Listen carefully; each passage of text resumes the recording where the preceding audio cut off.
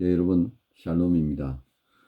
화요일 아침에 시편 17편 말씀과 함께 여러분과 은혜 나눌 수 있어서 감사합니다. 시편 17편 말씀 우리 함께 말씀 봉독하십시다. 1절부터 15절까지입니다. 여호와여 의의 호소를 들으소서. 나의 울부짖음에 주의하소서. 거짓되지 아니한 입술에서 나오는 나의 기도에 귀를 기울이소서. 주께서 나를 판단하시며 주의 눈으로 공평함을 살피소서.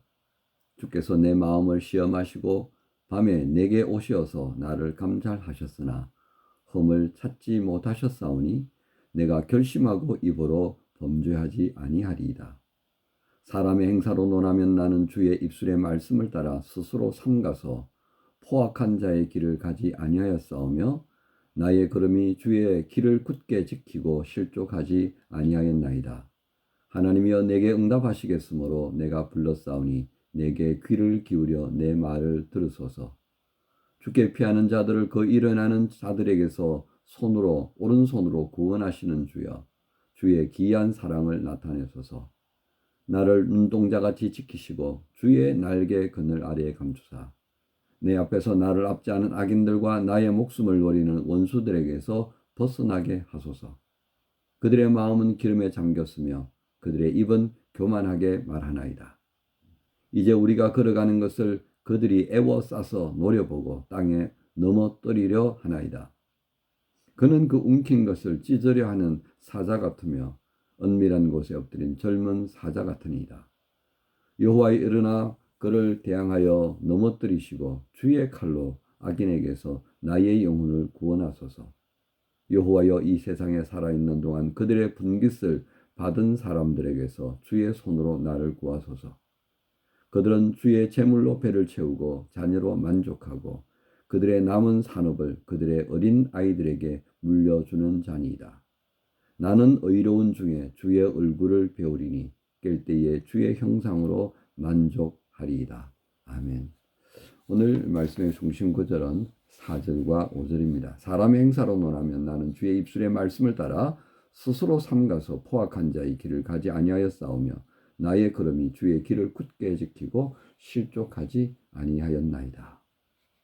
이 오늘 시편 17편의 말씀의 제목을 이렇게 한번 정해봅니다. 하나님을 향한 정직한 자, 하나님을 향한 정직한 사람의 기도. 이렇게요. 하나님을 향한 정직한 사람의 기도. 여러분, 하나님께 도움을 구하는 자가 된다는 것은 무엇을 의미하는 것일까요? 시편 17편은 4절부터 5절의 삶을 실천하는 사람입니다. 중심 구절을 말씀드렸습니다. 그죠?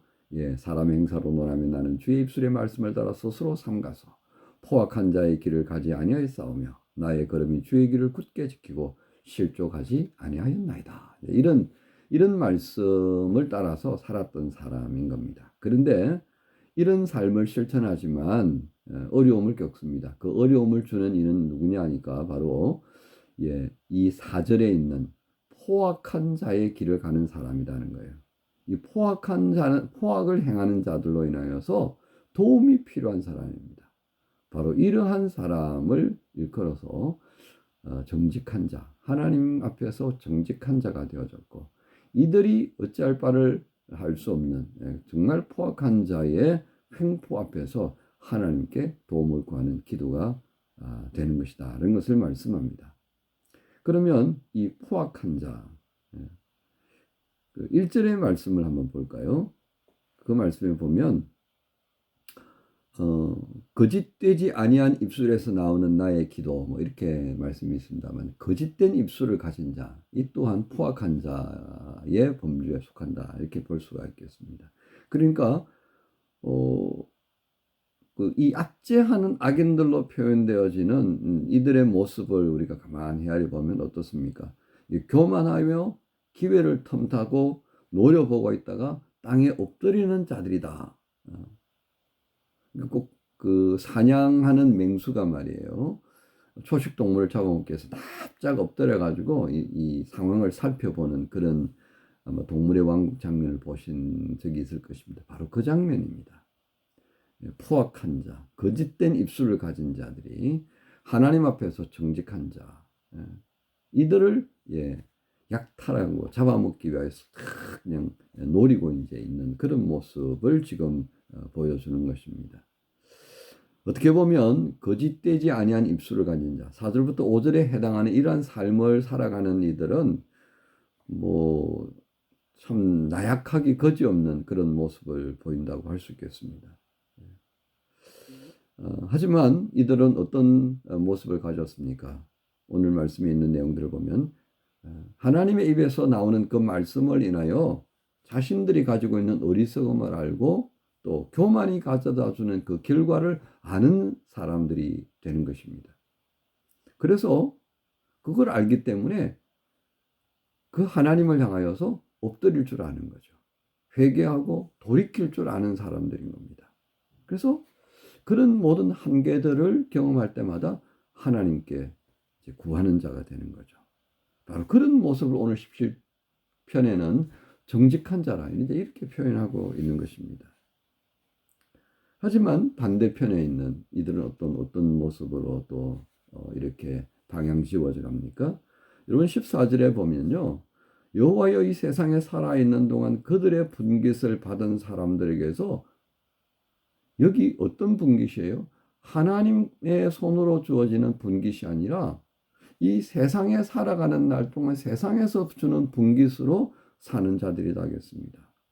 그래서 그들이 겉으로는 경건하게 보이지만 그들은 주님의 것으로 재물로 주님의 것, 그죠?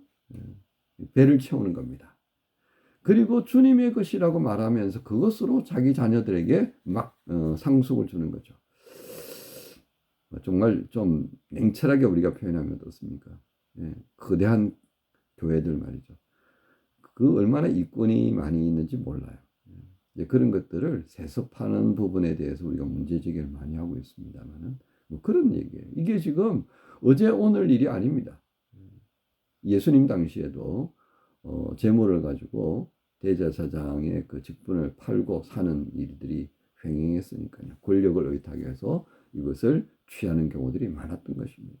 자, 그런 부분들을 지적하면서 이런 악한 일을 행하는 자들에게서 하나님 우리를 구원해 주십시오 라고 기도하고 있는 겁니다. 그래서 8절에 보면 나를 눈동자같이 지키시고 주의 날개 그늘 아래 감추사 9절에 내 앞에서 나를 압제하는 악인들과 나의 목숨을 노리는 원수들에게서 벗어나게 하소서. 13절에 여호와여 일어나 그를 대항하여 넘어뜨리시고 섰다가 폼 탁 잡고 말이에요. 권력을 휘두르고 그들이 가지고 있는 물질적인 힘을 앞세워서 가난한 사람들 막 쥐락펴락하고 있는 그 모든 이들을 무너지게 해달라고 하는 기도를 하고 있다는 것입니다. 왜 이렇게 할 수 있겠습니까? 하나님의 도움을 구하는 자, 하나님의 입술에서 나오는 말씀으로 살기로 작정하는 자들은 이 세상에서 주어지는 그 기업이라고 하는 것은 영원하지 못하다는 것을 아는 겁니다. 영원한 것과 영원하지 못한 것의 차이점이 무엇이겠습니까? 여러분 하루살이를 여러분 보시죠, 그죠? 저희 집에 화분을 좀 이렇게 방에다 두다 보니까 하루살이 공간이 날아다녀요. 초파리 같은 거죠. 근데 뭐 그 살아봐야 뭐 며칠 살겠습니까? 하루 또는 며칠입니다. 자, 그런 이 초파리 하루살이의 모습과 뭐 짧으면 70, 길면 80이라고 하는 이 인생의 모습을 한번 비교해 보십시다. 이제는 뭐 제가 흔히 농담삼아 하는 말입니다만 재수 없으면 120살까지 가는 거 각오해야 됩니다. 그래서 건강관리 잘 하셔야 되고요. 맑은 정신으로 사는 거 굉장히 중요한 때가 여러 군데 됩니다. 자, 이런 것들을 생각하면요. 결국 뭐예요? 하루살이도요. 초파리도요. 그 정한 기한이 있는 거예요. 그날을 향해서 그냥 가는 거예요. 죽으러 가는 거예요. 70, 80 그건 조금 더 많이 남았으니까 괜찮아. 그렇게 생각하십니까? 아니죠. 70, 80 지나면 그냥 가는 거예요. 죽을 날을 기다리면서 가는 거하고요. 영원한 생명을 약속받은 그 하나님의 말씀을 따라서 영원의 세계로 가는 것과도 같아요? 달라요? 완전히 다릅니다. 완전히요. 70, 80 사니까 하루살이보다 좀 우월한 것 같아요? 아니잖아요. 똑같아요. 똑같아요. 도찐개찐입니다. 조금 일찍 죽는 거나 조금 늦게 죽는 거 똑같잖아요. 그러나 하나님의 말씀을 따라 사는 사람은 영혼을 향해 산다고. 이게 어떻게 같아요? 완전히 다르잖아요. 그래서 오늘 말씀에 등장하는 이 4절의 말씀, 사람의 행사로 논하면 나는 주의 입술의 말씀을 따라 스스로 삼가서, 이게 왜 가능하겠습니까? 영혼을 담보했기 때문에, 영혼을 우리에게 기업으로 주신 하나님이 계신다는 것을 믿으니까 스스로 삼갈 수가 있게 되는 겁니다. 오늘 다윗은 우리에게 시편 17편의 말씀을 통하여서 우리에게 무엇을 강조한다고 싶으십니까? 우리는 예수 그리스도 안에서 굉장히 큰 은혜를 받은 사람들입니다. 왜요? 예수 그리스도 안에서 우리를 사랑하셔서요, 자기 자신을 내어주신 그 하나님이잖아요. 그 하나님을 믿는 믿음 안에서 사는 사람들입니다. 그 믿음 안에서 살기 때문에요, 항상 우리의 거울이 되어주시는 그리스도 안에 나를 비춰보잖아요. 성령께서 나의 영혼을 계속 일깨워 주시나요. 그래서 우리가 머물 수가 없는 겁니다. 계속 새로워지는 그 은혜 안에 살아가게 되니까 거짓이 보일 때마다 고백할 수밖에 없잖아요. 고백 안 하면 견딜 수가 없거든요. 힘들어요. 그래서 차라리 고백하고 하나님께 엎드려서 은혜를 구하는 게 오히려 낫다고 말이죠. 그래서 하나님께 의탁하는 삶을 계속 살아갈 수밖에 없는 겁니다. 이걸 통해서 우리는 하나님 앞에서 어떻게 인정받는다고요? 의롭다 인정받는 거예요. 정직하다라고 인정받는 거예요. 우리가 한 건 뭐밖에 없어요? 나를 사랑하사 자기 몸을 내어주신 그 하나님을 믿는 믿음밖에 없는데 말이죠. 오늘 하나님을 향한 정직한 자의 기도, 이게 굉장히 중요합니다. 우리가 스스로 행하는 어리석음, 악을 행하여서 그것으로 인하여서 우리가 고통받는다면 우리가 어디가 하소연할 수 있겠습니까? 그러나 우리가 하나님 앞에 지금의 고통스러운 현실을 위해 기도할 수 있다는 것은 하나님께서 우리를 긍휼히 여기시고 그리스도 예수 안에서 우리를 의롭다라고 받아주시는 그 은혜가 있기 때문에 하나님 앞에 이와 같은 기도를 할 수 있다는 것입니다. 다윗은 다시 한번 우리에게 그것을 일깨워 주십니다. 우리를 하나님 앞에서 정직한 자로 세울 수 있는 게 오직 예수밖에 없습니다. 그 예수 그리스도 안에서 오늘 우리는 그 하나님의 입에서 나오는 말씀을 따라 스스로 삼가며 살아가는지, 하나님이 없는 자가 되어져서 포악한 자로 거짓을 행하면서 세상이 주는 기업에 취하여서 오늘 살지 그 다음날 살지 알지 못하는 그 죽음을 향하여서 나아가는 이 땅의 사람들처럼 그렇게 사는 것이 합당할까? 주님이 다시 우리로 하여금 다윗을 통해 일깨워 주십니다. 우리는 하나님께 도움을 구할 수 있는 그런 매일을 허락받았습니다.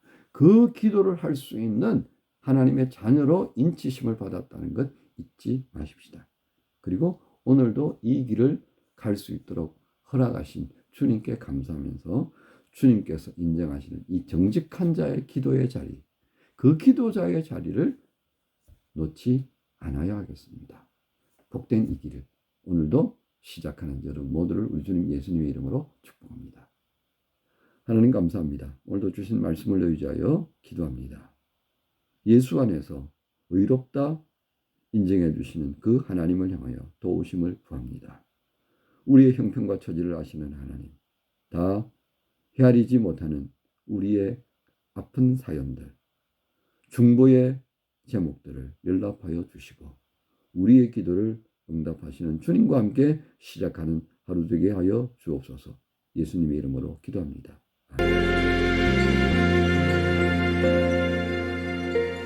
잃어버린 나의 눈물을 찾게 하소서. 꺼져만 가는 열정을 다시 태우소서. 주님과의 첫사랑을 회복시키소서. 주발 앞에서 무릎 꿇어 부르짖게 하소서. 전하라